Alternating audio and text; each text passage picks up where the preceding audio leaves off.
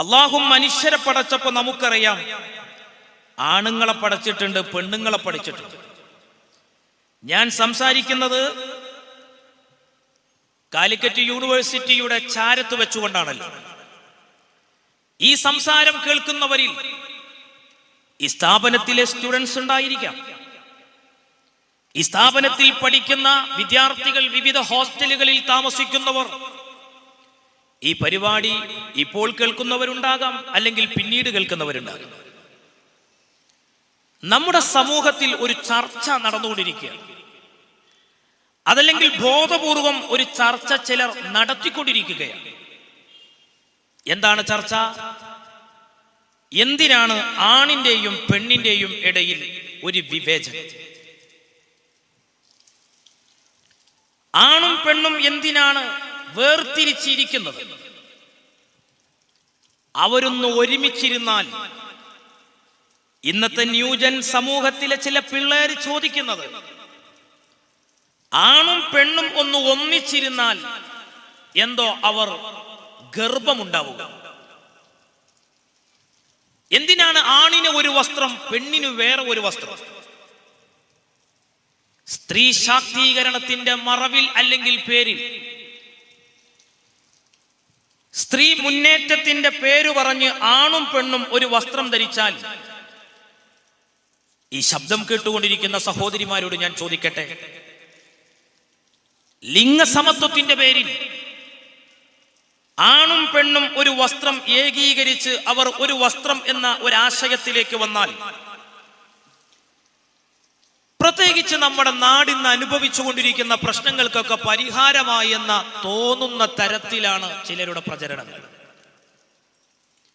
സഹോദരങ്ങളെ, ഇത് എത്ര വലിയ അപകടകരമാണ്.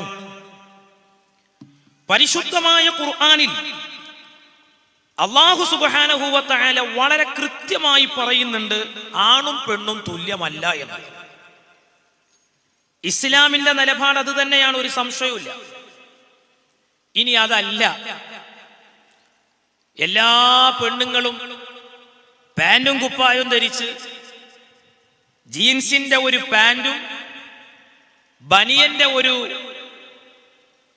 ഷർട്ടിനെ ഒരു ഡ്രസ്സൊക്കെ ധരിച്ച്, പെണ്ണുങ്ങളൊക്കെ അങ്ങനെയാണല്ലോ. കേരളത്തിലെ ഒരു ബാലുശ്ശേരിയിലുള്ള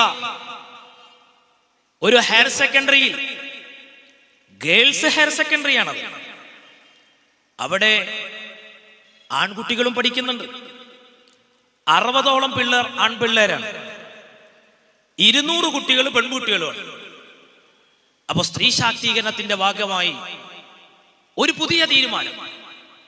എന്താ പുതിയ തീരുമാനം? 200 പെൺകുട്ടികൾ 60 ആൺപിള്ളേരുടെ വേഷത്തിലേക്ക് ഇങ്ങോട്ട് മാറി ഒരു വിപ്ലവം, ഒരു മുന്നേറ്റം. ആരെങ്കിലും അത് ശരിയാണോ? അത് നല്ലതാണോ?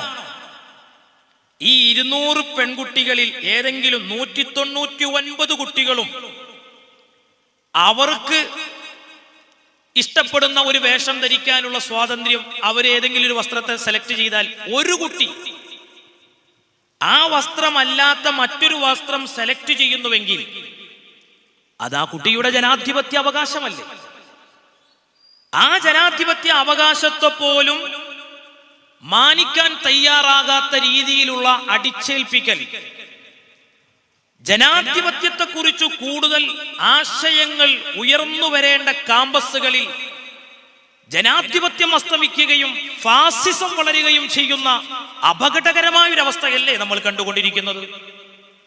അങ്ങനെ ഒരു ചർച്ച, ആ ചർച്ചയിലൂടെ ഇതിന് ഏതെങ്കിലും എതിരായ ഒരാശയം ആരെങ്കിലും ഒന്ന് അവതരിപ്പിച്ചാൽ, കണ്ടോ, മതമാണ് പ്രശ്നം, മതമാണ് പ്രശ്നം, എല്ലാ പ്രശ്നങ്ങളുടെയും കാരണം മതമാണ്.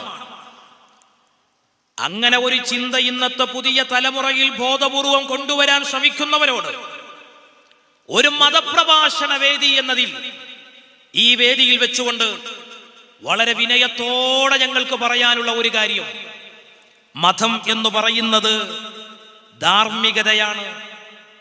മതം എന്ന് പറയുന്നത് നന്മയാണ്, തെറ്റും ചീത്തയും എന്താണ് അതിന്റെ മാനദണ്ഡം? അതാണ് മതം. അതാണ് മതം. ഇന്നത് തെറ്റാണ്, ഇത് തെറ്റല്ല എന്ന നമ്മുടെ ആ ബോധം, അതാണ് മതബോധം. ഈ മതബോധം ഈ നാടിന്ന് അങ്ങ് നീങ്ങിപ്പോയാൽ പിന്നെ ഇവിടെ എല്ലാ തെറ്റും ശരിയാവൂലേ? എന്റെ കാഴ്ചപ്പാടിൽ അത് തെറ്റല്ല. എനിക്ക് തോന്നിയതുപോലെ ജീവിക്കാം.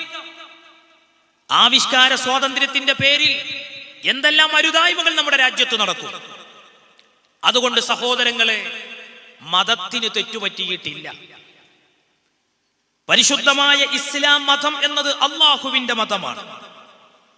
മുസ്ലിമീങ്ങൾ വിശ്വസിക്കുന്നത് അള്ളാഹു ഈ പ്രപഞ്ചത്തിന്റെ സ്രഷ്ടാവ് ആണ് എന്നാണ്.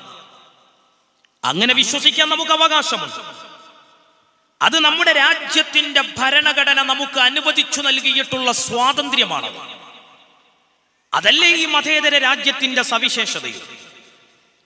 ഇഷ്ടമുള്ളവർക്ക് ഇഷ്ടമുള്ള മതം വിശ്വസിക്കാൻ കഴിയും. ആ വിശ്വാസപ്രകാരം ഈ രാജ്യത്ത് ജീവിക്കാനും കഴിയും. അതാണ് ഇന്ത്യയുടെ പ്രത്യേകത. ഈ രാജ്യത്തിന് പ്രത്യേകിച്ചൊരു മതമില്ല.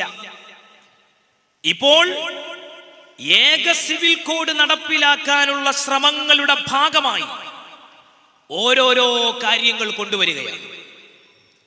ഇത് നമ്മൾ തിരിച്ചറിയാതിരുന്നുകൂടാ. നിങ്ങൾ ആലോചിച്ചു നോക്കൂ, ഈ രാജ്യത്തിന്റെ അടിസ്ഥാനപരമായ ഒട്ടനവധി വിഷയങ്ങൾ ചർച്ച നടക്കേണ്ട ഈ പുതിയ കാലത്ത് ആ ചർച്ചകൾ നടക്കുന്നില്ല എന്ന് മാത്രമല്ല, ഇവിടെ ആകെയുള്ള പ്രശ്നം എന്താണ്? പെൺകുട്ടികളൊക്കെ 18ാമത്തെ വയസ്സിൽ കല്യാണം കഴിക്കുന്നതാണ് വലിയ പ്രശ്നം. ആലോചിച്ചു നോക്ക്, പ്രധാനമന്ത്രിയെ തെരഞ്ഞെടുക്കാൻ ഈ രാജ്യത്തെ ഒരു പെൺകുട്ടിക്ക് 18 മതി. സാമ്പത്തിക കൈകാര്യങ്ങൾക്ക് ഈ രാജ്യത്തെ ഒരു പെൺകുട്ടിക്ക് 18 വയസ്സ് മതി. വോട്ടവകാശത്തിന് 18 വയസ്സ് മതി. അങ്ങനെ പല കാര്യങ്ങൾക്കും 18 ഒരു പക്വതയുടെ കാലമാണ്, ഒരു തിരിച്ചറിവിന്റെ പ്രായമാണ്. എന്നാൽ തന്റെ ദാമ്പത്യ ജീവിതത്തിൽ ഞാൻ ആരെ ഇണയെ സെലക്ട് ചെയ്യണമെന്ന് തെരഞ്ഞെടുക്കാനുള്ള ആ സ്വാതന്ത്ര്യം അത് 18 പോരാ, അത് 21 ഉയരണം. അതും ഒരു മതത്തിന്റെ പ്രശ്നം. സഹോദരങ്ങളെ, ഞാൻ എൻ്റെ ഈ സംസാരം കേട്ടുകൊണ്ടിരിക്കുന്ന നിഷ്പക്ഷമായി കാര്യങ്ങൾ വിലയിരുത്തുകയും ആലോചിക്കുകയും ചെയ്യുന്നവരോട് ചോദിക്കട്ടെ, ഈ മഹല്ലെടുത്തോളൂ നിങ്ങൾ, അതല്ലെങ്കിൽ ഈ പഞ്ചായത്ത് എടുക്ക് നിങ്ങൾ. ഈ പഞ്ചായത്തിൽ കഴിഞ്ഞ കാലങ്ങളിൽ നടന്ന മുസ്ലിം പെൺകുട്ടികളുടെ വിവാഹത്തിന്റെ പ്രായം നിങ്ങൾ നോക്ക്. എത്ര പെൺകുട്ടികളാണ് 21 വയസ്സിൽ കല്യാണം കഴിച്ചിട്ടുള്ളത്?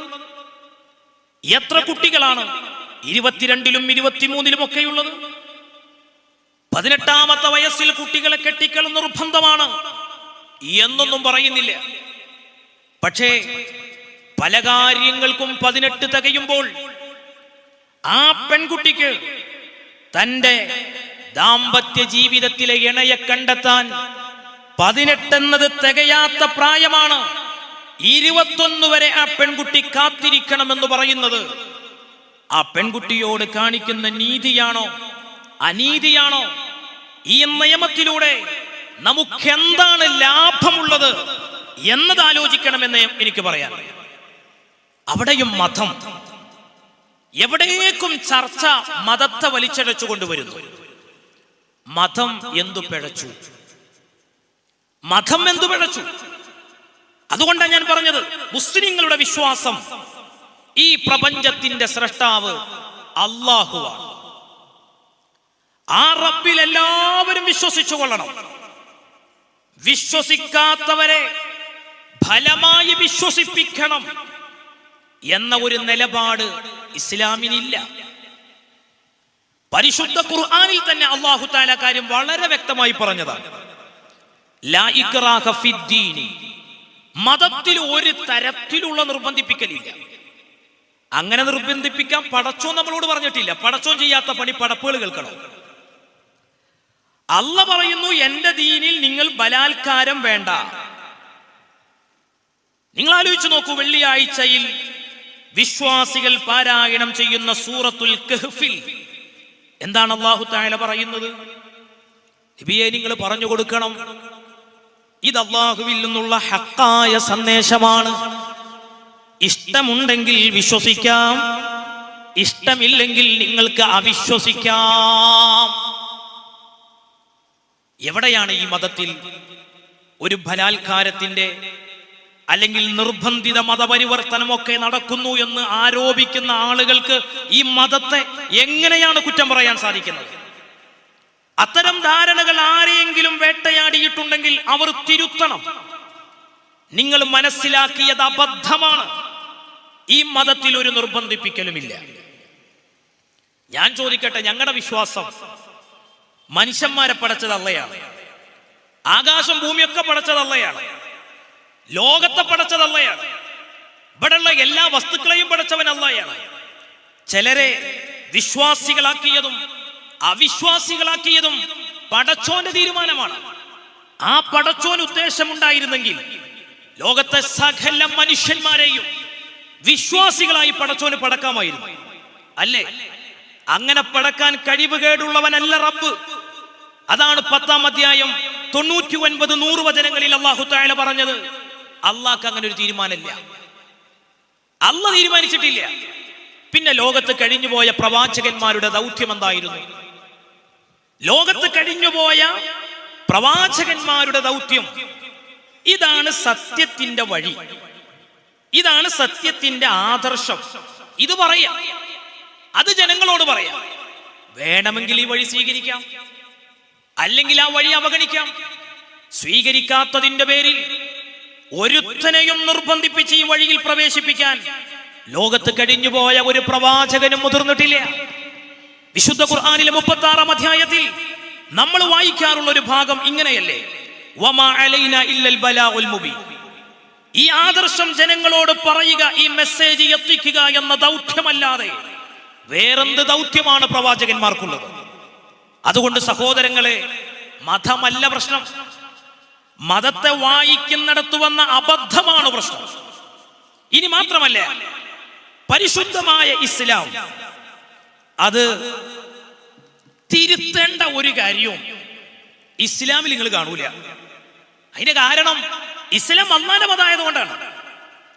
ഇപ്പോ ലിംഗസമത്വം തന്നെ എടുക്കുക, പുതിയ ചർച്ച ഇപ്പൊ സോഷ്യൽ മീഡിയയിലൊക്കെ അതാണല്ലോ.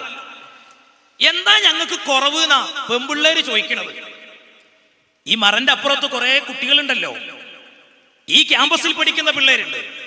സഹോദരി, ഖുർആൻ അവിടെ നിൽക്കട്ടെ. ഖുർആനിൽ ഒരു കാര്യം പറഞ്ഞാൽ ഒരുപക്ഷെ എല്ലാവർക്കും സ്വീകാര്യമായിക്കൊള്ളണമെന്നില്ല. അവിശ്വാസികൾക്ക് ഖുർആൻ സ്വീകാര്യമല്ലല്ലോ, സ്വീകരിക്കേണ്ട കാര്യമില്ല. മുസ്ലിങ്ങൾ ഖുർആൻ പറഞ്ഞാൽ തന്നെ സ്വീകരിക്കണമെന്നാണ് മതത്തിന്റെ നിലപാട്. ശരി, സയൻസ് എല്ലാവർക്കും സ്വീകാര്യമാണല്ലോ, സയൻസിന്റെ പിറകിലല്ലേ എല്ലാവരും പോകുന്നത്. എങ്കിൽ ഈ വിമർശനം മതത്തിനു നേരെയല്ല വേണ്ടത്. ഇവിടെ ഞങ്ങൾക്ക് എന്താണ് കുറവ്? എല്ലാ കുട്ടികളും പാന്റും കുപ്പായിട്ടാൽ, എല്ലാ പെൺകുട്ടികളും ആൺകുട്ടികൾ ധരിക്കണ പാന്റും കുപ്പായിട്ടാൽ പെണ്ണൊരു ഉഷാറായി, പെണ്ണൊരു സംഭവമായി, പെണ്ണൊരു ഹീറോയായി എന്നാണ് ധരിക്കുന്നത്. ഞങ്ങളുടെ മുത്തുമാണിക്കക്കല്ല് ഹബീബായ മുഹമ്മദ് റസൂലുള്ളാഹി സ്വല്ലല്ലാഹു അലൈഹി വസല്ലമ തങ്ങൾ വളരെ കൃത്യമായി പഠിപ്പിച്ച ഹദീസിൽ കാണാം, പെണ്ണിന്റെ വേഷം കെട്ടുന്ന പുരുഷനെയും പുരുഷന്റെ വേഷം കെട്ടുന്ന പെണ്ണിനെയും അല്ലാഹു ശപിച്ചിരിക്കുന്നു. ഇസ്ലാം മതം ഉൾക്കൊള്ളുന്ന പെൺകുട്ടികളോടാണ് ഈ നിർദ്ദേശം. ഇത് താല്പര്യമില്ലാത്തവർക്ക് ഏതു വേഷവും ധരിക്കാം, അവർക്ക് അർദ്ധനഗ്നകളായി പുറത്തിറങ്ങാം. ഇനി യൂറോപ്യൻ നാടുകളിൽ കാണുന്നത് പോലെ ലജ്ജയില്ലാതെ വിവസ്ത്രരായി പുറത്തിറങ്ങുന്നതിനും ഈ രാജ്യത്ത് കുഴപ്പമൊന്നും ഉണ്ടാവുന്നില്ല. അതേ സമയത്ത് സഹോദരിമാരോടൊരു കാര്യം ഞാൻ പറയട്ടെ, ആണും പെണ്ണും തുല്യമാണോ? മതം പറയുന്നു തുല്യമല്ല. അള്ളാന്റെ ഖുർആൻ പറയുന്നു, പെണ്ണിന് പടച്ചവൻ കൊടുത്തതിനേക്കാളും ആണുങ്ങൾക്ക് പലതും നൽകിയിട്ടുണ്ട്. മതത്തിന്റെ നിയമങ്ങളിലും ഈ വ്യത്യാസം കാണാം. മതനിയമങ്ങളിൽ മാത്രമല്ല, ശരീരത്തെക്കുറിച്ച് പഠിക്കുകയാണെങ്കിൽ, ബോഡിയെക്കുറിച്ച് ചിന്തിക്കുകയാണെങ്കിൽ ആർക്കാണ് നിഷേധിക്കാൻ കഴിയുന്നത്? ഒരു വലിയ സർവകലാശാലയുടെ ചാരത്ത് നിന്ന് പ്രസംഗിക്കുമ്പോ ഒരു തലപ്പാവുധാരിയായ ഞാൻ ഇത് കൂടുതൽ പറയേണ്ടതുണ്ടോ? ചോദിക്കട്ടെ, ഞാൻ ഒരു പുരുഷന്റെ തലച്ചോറിന്റെ തൂക്കം എത്രയാണ്? ഒരു പുരുഷന്റെ തലച്ചോറിന്റെ തൂക്കം 1375 ഗ്രാമാണ്. എല്ലാവരും കേൾക്കണം. ക്യാമ്പസിൽ പഠിക്കുന്ന ആൺകുട്ടികളും പെൺകുട്ടികളും പ്രത്യേകിച്ച് കേൾക്കണം. ഇപ്പൊ നമുക്ക് ആവിഷ്കാര സ്വാതന്ത്ര്യത്തിന്റെ പേരില്, ലിംഗസമത്വത്തിന്റെ പേരില്, സ്ത്രീ ശാക്തീകരണത്തിന്റെ പേരില് സകല പെണ്ണുങ്ങളെയും ഒന്ന് പേന്റിടിച്ച് ഉഷാറാക്കാൻ നടക്കുന്ന എല്ലാ വിപ്ലവ പ്രസ്ഥാനത്തിന്റെ ആളുകളും കേൾക്കണം. ഒരു പുരുഷന്റെ തലച്ചോറിന്റെ തൂക്കം, മസ്തിഷ്കത്തിന്റെ തൂക്കം 1375 ഗ്രാമാണ്. ഇത് ഖുർആനിലുള്ളതല്ല ഞാൻ പറയുന്നത്. ഈ പറഞ്ഞത് സയൻസ് ആണ്. ഈ നൽകിയ വിവരം ഭൗതിക വിദ്യാഭ്യാസം വെച്ചുകൊണ്ടാണ്. എന്നാൽ നോക്കൂ നിങ്ങൾ, ഒരു പെണ്ണിന്റെ തലച്ചോറിന്റെ തൂക്കം എത്രയാണ്? പാന്റും കുപ്പായവും പെണ്ണ് ധരിച്ചാൽ പെണ്ണ് ആണാകുമോ? ആണാകില്ല സഹോദരിമാരെ. പെണ്ണിന്റെ തലച്ചോറിന്റെ തൂക്കം 1260 ഗ്രാമാണ്. പുരുഷന്റെതോ 1375 ഗ്രാമാണ്. ഒരു പെണ്ണിന്റെ തലച്ചോറോ 1260 ഗ്രാമാണ്. ഈ വ്യത്യാസം പെണ്ണിന്റെ ബുദ്ധിയിലില്ലേ? അതുകൊണ്ടല്ലേ നോക്ക് നിങ്ങൾ, ഇത് പറയുമ്പോ ആരോടാ പ്രതിഷേധം ഉയർത്തേണ്ടത്? ലോകത്തെ സൃഷ്ടിച്ച് പരിപാലിക്കുന്ന പ്രപഞ്ച സൃഷ്ടാവിനോടാണോ പ്രതിഷേധം? അള്ള പടച്ചപ്പോൾ അങ്ങനെയാണ് പടച്ചിട്ടുള്ളത്. അതിന്റെ അർത്ഥം പെണ്ണ് വളരെ മോശമാണ്, പെണ്ണ് ഒന്നിനും കൊള്ളരുതാത്തവളാണ് എന്നർത്ഥല്ല.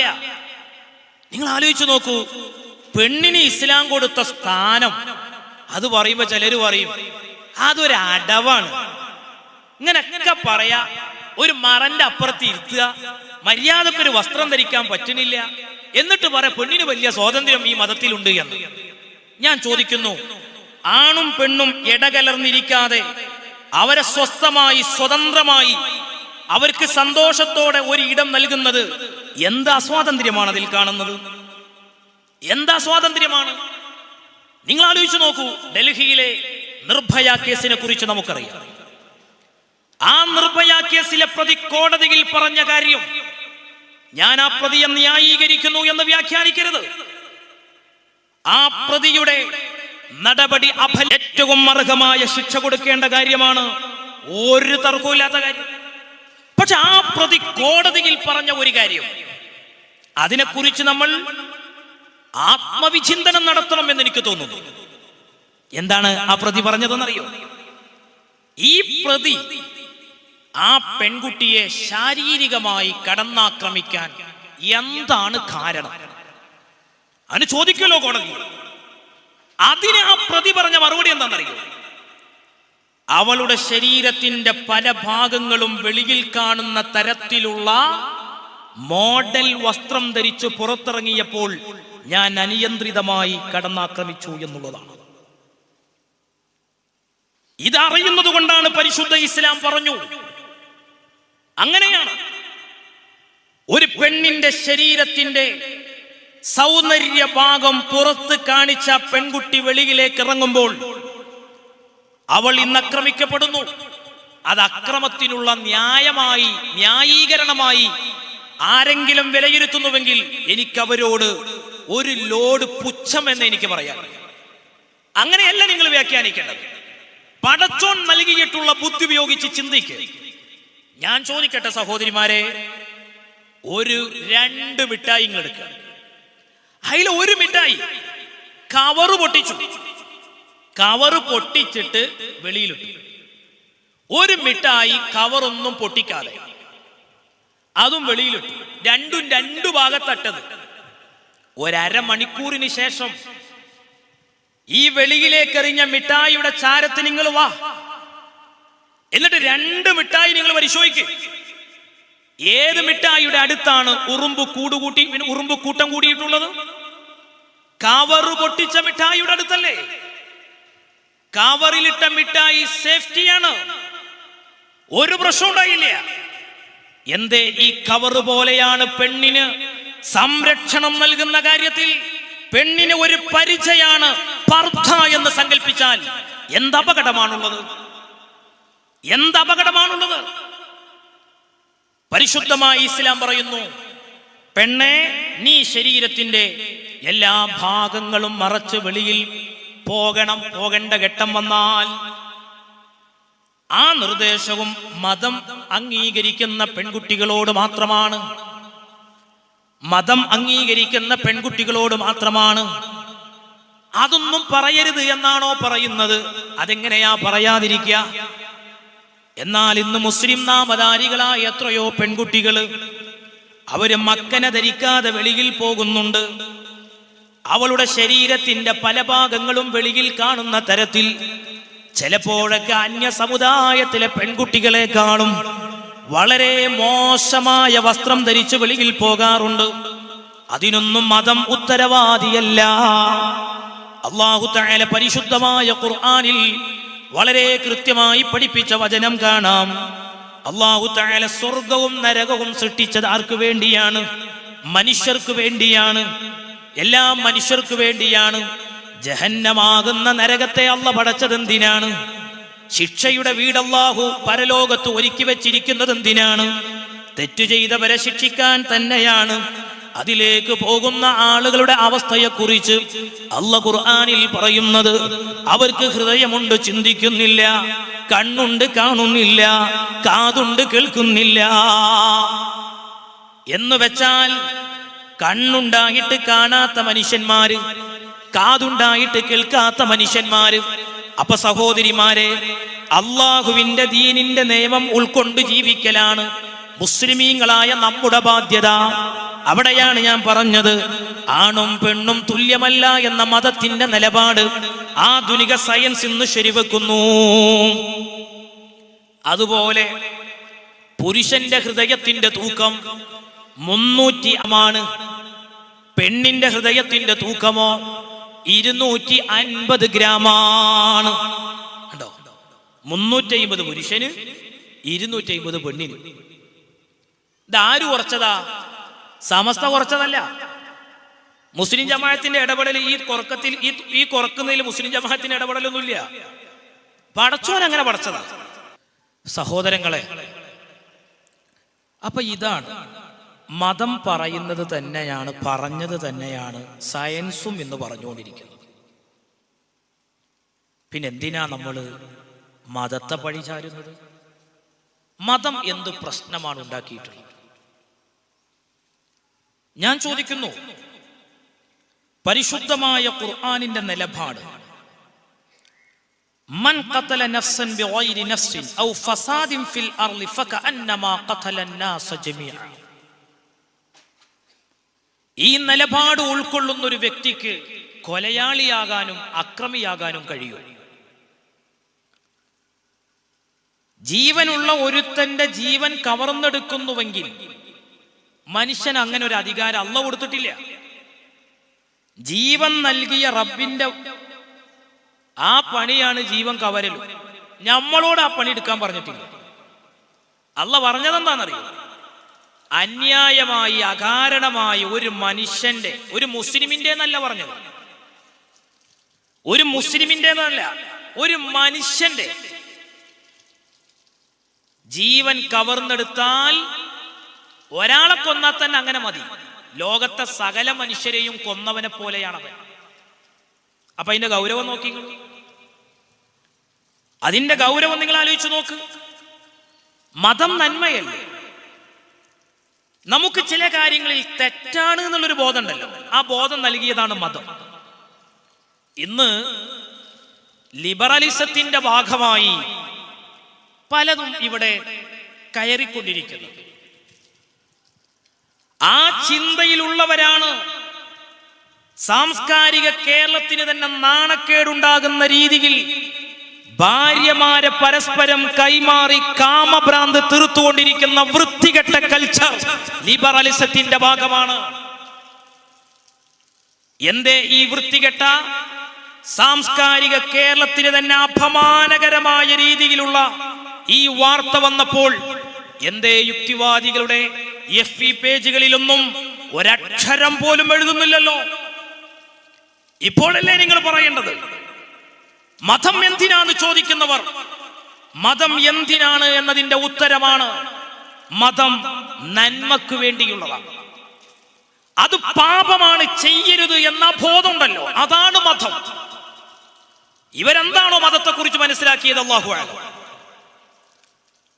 ഒരാൾ ഒറ്റക്കൊരു വഴിയിലൂടെ നടന്നു പോകുമ്പോൾ അവൻ ബലഹീനനാണ്. ആരോഗ്യവാനായ ഞാൻ കയ്യിൽ കരുതി വച്ചിരിക്കുന്ന ആയുധം, അവൻ നിരായുധൻ, അവൻ ബലഹീനൻ. ഒഴിഞ്ഞു കിട്ടിയ അവസരം ഒറ്റ കുത്തിനവനെ കൊല്ലാം. പക്ഷെ കൊല്ലരുത്, നീ അത് ചെയ്യരുത്, പാപമാണ് എന്ന ആ ചിന്ത എന്റെ കൽബിലേക്ക് വരുന്നുവെങ്കിൽ അതാണ് മതം. ഈ മതം കൊണ്ട് എന്താ അപകടമാണുള്ളത്? ഈ മതം ഈ നാട്ടിൽ ഇല്ലെങ്കിൽ, മതം അങ്ങ് നാട് നീങ്ങിയാൽ, മതചിന്ത നാട് നീങ്ങിയാൽ, ഞാൻ ചോദിക്കുന്നു, ശരിയുടെയും തെറ്റിന്റെയും മാനദണ്ഡം പിന്നെന്താണ്? ഓരോരുത്തർക്കും തോന്നിയതുപോലൊക്കെ ചെയ്യാം.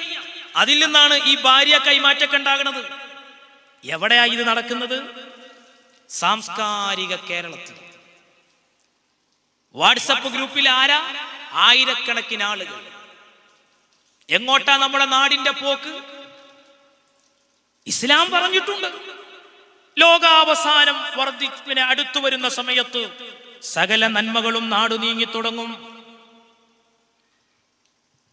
എല്ലാ നന്മകളും അസ്തമിക്കും, ധാർമ്മികത കുറഞ്ഞു പോകും, നല്ലതിനു വേണ്ടി ശബ്ദിക്കുന്ന ആളുകളുടെ എണ്ണം കുറയും, വേണ്ടാത്ത സദസ്സുകളിൽ ആളുകളുടെ ആധിക്യമുണ്ടാകും, വ്യഭിചാരം വർദ്ധിക്കും, മദ്യപാനം വർദ്ധിക്കും. അല്ലാഹുവിന്റെ റസൂൽ എത്രത്തോളം പറഞ്ഞു, യശ്റബു നാസും മിൻ ഉമ്മത്തി അൽ ഖംറ യുസമ്മൂനഹാ ബിഗൈരി ഇസ്മിഹാ. എന്റെ ഉമ്മത്തിൽ ഒരു കാലം വരാനുണ്ട്, അല്ലാഹുവിന്റെ റസൂൽ പറയുകയാണ്. ആ കാലത്തിന്റെ പ്രത്യേകത എന്താ? പേര് മാറ്റിയിട്ട് കള്ളു കുടിക്കുന്ന കാലം എന്റെ ഉമ്മത്തിൽ വരുമെന്ന് പരിശുദ്ധ റസൂൽ മുഹമ്മദ് മുസ്തഫ സല്ലല്ലാഹു അലൈഹി വസല്ലം. കള്ളുടിച്ചു എന്നൊന്നും പറയില്ല. നിങ്ങൾ ആലോചിച്ച് നോക്കൂ, പത്രങ്ങളിൽ ഇന്ന് നമ്മൾ വായിച്ചു തള്ളുന്ന വാർത്തകളിൽ പ്രധാനപ്പെട്ട ഒരു വാർത്തയാണ് പിടിക്കപ്പെടുന്ന മയക്കുമരുന്നിന്റെ വ്യത്യസ്ത പേരുകൾ. അത് ആൺകുട്ടികളും പെൺകുട്ടികളും. ക്യാമ്പസുകൾ ഇതിന്റെ ഒരു വളക്കൂറുള്ള ഇടമായി മാറിക്കൊണ്ടിരിക്കുകയാണ്. ഈ സദസ്സിലും ചെറുപ്പക്കാരുണ്ട്. നമ്മൾ ഇത്തരം വഅലിന്റെ മജ്‌ലിസുകൾ നടത്തുന്നതും എന്തിനാണ്? എത്രയോ ചെറുപ്പക്കാര് പേരോട് ഉസ്താദിനെ പോലെയുള്ള നല്ല അസറുള്ള വഅല് പറഞ്ഞ ഉസ്താദുമാരുടെ വഅല് കേട്ടിട്ട് ലഹരി ഉപയോഗിച്ചിരുന്ന എത്ര ചെറുപ്പക്കാരാണ് അതിൽ നിന്ന് മാറിയത്? ഇസ്ലാമിനെ തെറ്റിദ്ധരിച്ച്, സുന്നത്ത് ജമാഅത്ത് തെറ്റിദ്ധരിച്ച് ബിദഈ ആശയങ്ങളിൽ പെട്ടുപോയ എത്ര സാധുക്കളാണ് സത്യാദർശമായ മുസ്തഖീമായ സിറാത്തിലേക്ക്, സൽപാന്താവിലേക്ക്, അഹ്ലുസുന്നയുടെ ആദർശത്തിലേക്ക് നമ്മൾ ഇവിടെ ആകാംക്ഷയോടെ കാത്തിരിക്കുന്ന പേരോട് ഉസ്താദിന്റെ പ്രഭാഷണങ്ങൾ എത്രയാണ് അതിനൊക്കെ കാരണമായത്? അല്ലാഹു ഇനിയും ഒരുപാട് കാലം പ്രസംഗിക്കാനുള്ള ആഫിയത്തുള്ള ദീർഘായുസ് പ്രദാനം ചെയ്യട്ടെ. സഹോദരങ്ങളെ, എന്റെ സദസ്സിലുള്ള ചെറുപ്പക്കാര്, നമ്മുടെ കൂട്ടുകെട്ടിലൂടെയാണ് പലതും നമ്മൾ ശീലിക്കുന്നത്. മുത്തുനബി തങ്ങൾ പഠിപ്പിച്ചില്ലേ, അർറജുലു അലാ ദീനി ഖലീലിഹി ഫൽയൻളുർ അഹദുകും മൻ യുഖാലിൽ. ചങ്ങാതി നന്നായാൽ ഒരുപാട് ഗുണങ്ങളുണ്ട്. ചങ്ങാതി മോശമായാലോ, കൂട്ടുകെട്ട് മോശമായാലോ അതിൽ വലിയ അപകടവും വരാനുണ്ട്. അതുകൊണ്ട് നിങ്ങൾ ഫ്രണ്ട്സിനെ തെരഞ്ഞെടുക്കുമ്പോൾ ആലോചിക്കണമെന്ന് ഹബീബായ മുഹമ്മദ് മുസ്തഫ സല്ലല്ലാഹു അലൈഹി വസല്ലം തങ്ങൾ കൃത്യമായി പഠിപ്പിച്ചിട്ടുള്ള വചനമാണ്. എന്റെ വഅല് കേൾക്കുന്ന ഉമ്മമാരെ, എന്റെ സദസ്സിലുള്ള ഉപ്പമാരെ, നമ്മുടെ മക്കളുടെ കൂട്ടുകെട്ട് നന്നാക്കാനുള്ള വഴി എന്താണ്? 24 മണിക്കൂറും അവരുടെ പുറകെ നടന്ന് അവരാരോടൊക്കെയാണ് ചങ്ങാത്തം കൂടുന്നത്, അവർ എവിടെയാണ് പോകുന്നത്, അവരെന്താണ് കാണുന്നത്, അവരെന്താണ് കേൾക്കുന്നത്, അവരാരോടാണ് സംസാരിക്കുന്നത്, അവരെന്താണ് കഴിക്കുന്നത് കുടിക്കുന്നത്, ഇതൊക്കെ നോക്കി നടക്കാൻ നമുക്കുണ്ടോ സമയം? അതിന് ഏറ്റവും നല്ല ഒരു മാർഗമാണ് നല്ലവരോടൊപ്പമുള്ള ചങ്ങാത്തം. അതിന് നിങ്ങളുടെ കുട്ടികൾ SSFലൂടെ വളരണം, SSFലൂടെ വളരണം. അഭിമാനത്തോടെ നമുക്കിന്ന് പറഞ്ഞുകൂടെ? ഇന്ന് വിദ്യാർത്ഥി സംഘർഷങ്ങൾ നിത്യസംഭവമായി. എന്തിനേറെ പറയണം, അറിവ് പകർന്നു നൽകുന്ന അധ്യാപകന്മാരെ പോലും ആ സ്ഥാപനത്തിൽ പഠിക്കുന്ന കുട്ടികൾ അടിച്ച് കയ്യും കാലും പൊട്ടിക്കുന്ന എത്ര വൃത്തികെട്ട കാഴ്ചയാണ് നമ്മൾ കണ്ടുകൊണ്ടിരിക്കുന്നത്. ഗുരുനാഥന്മാരെ ആദരിക്കണമെന്ന ചിന്ത എവിടെ പോയി? അതല്ലേ മക്കൾക്ക് വേണ്ടത്, അതല്ലേ വിദ്യാർത്ഥികൾക്ക് വേണ്ടത്? അറിവെന്ന് പറഞ്ഞാൽ അച്ചടക്കമല്ലേ, അറിവെന്ന് പറഞ്ഞാൽ അതപല്ലേ? പക്ഷേ അതൊക്കെ ഇന്ന് എവിടെയാണ് ക്യാമ്പസുകളിലുള്ളത്? എന്നാൽ നോക്കൂ നിങ്ങൾ, SSFും ഒരു വിദ്യാർത്ഥി സംഘടനയാണ്. 1973 പിറവിയെടുത്ത വിദ്യാർത്ഥി സംഘടനയാണ്. 1973 പിറവിയെടുത്ത വിദ്യാർത്ഥി സംഘടനയാണ് SSF. ഇന്ന് വരെ അൽഹംദുലില്ലാഹ് അഭിമാനത്തോടെ പറയാം, അങ്ങനെ പറയാൻ കഴിയുന്ന എത്ര വിദ്യാർത്ഥി സംഘടനകളുണ്ട്? ഒരു മനുഷ്യനെ കൊന്നിട്ടില്ല, ഒരു പൊതുമുതലും നശിപ്പിക്കാൻ പോയിട്ടില്ല, ഒരു സർക്കാർ ഓഫീസും തകർത്തിട്ടില്ല, ഒരു വാഹനവും തീവെച്ച് നശിപ്പിച്ചിട്ടില്ല. അപ്പൊ ഞാൻ പറഞ്ഞു വന്നത്, ഞാൻ അവസാനിപ്പിക്കുക, അഭിമാനത്തോടെ നമുക്കൊന്ന് പറഞ്ഞു. ഒരു സർവകലാശാലയുടെ ചാരത്ത് വിദ്യാർത്ഥി പ്രക്ഷോഭങ്ങൾ കണ്ടും കേട്ടും മടുത്തിരിക്കുന്നവരാണ് നിങ്ങൾ. പക്ഷെ SSF എന്ന് പറയുന്ന ഒരു വിദ്യാർത്ഥി സംഘടന, ഒരുമ്മിയും ചിന്തിക്കണം, ബാപ്പിയും ചിന്തിക്കണം. ഉറപ്പ് പറയാൻ പറ്റും, ഈ നേതാക്കന്മാർക്കും ഈ ഉസ്താദുമാർക്കും ഒക്കെ നിങ്ങളോട് ഉറപ്പ് തരാം.